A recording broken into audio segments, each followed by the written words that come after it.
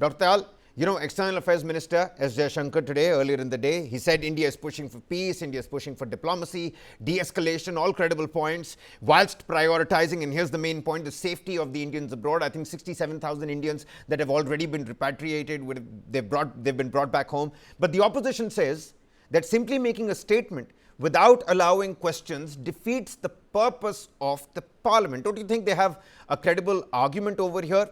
How do you respond to that statement? Thank you so much. And the basic issue is that this is the parliament.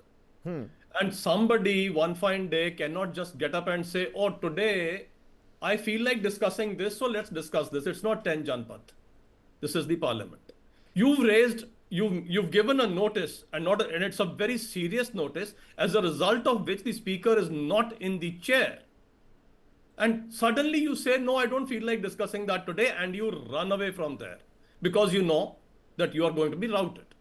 And you pick up another thing. So the basic issue is to disrupt the parliament. This is the same person who are talking about the parliament, who once said in 2023, he said, unfortunately, I'm a member of the parliament. That is the kind of pride he takes in being a member of the parliament. So having said that, the government is not saying that we don't want a debate. The debate can be there. Kiran Rijiju said, sure, you give a notice and we can schedule it. But it doesn't mean that your sense of entitlement from the time of India's independence is such that since then everything has happened the way the Nehru-Gandhi family wanted it to. And why should it be any different today? It was a suo motu statement. So, when somebody like Priyanka Chaturvedi or Shashi Tharoor, former minister himself, say that after the suo motu statement, maybe some questions, are they wrong in asking that? No, so that is what I said, that the government in any case has come forward suo motu and issued a statement. You want a debate on that, there are rules of the parliament, you go by the rules of the parliament and there will be a debate.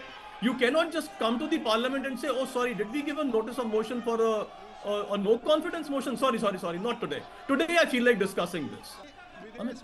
You should have some respect for the person who was in the chair, who is not in the chair because you gave a notice. Some respect for the rules of the parliament. It is not something that it is just up to you to come and do whatever you want.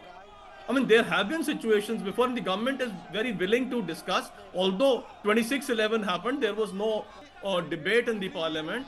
The Iraq-US war happened, there was no debate in the parliament.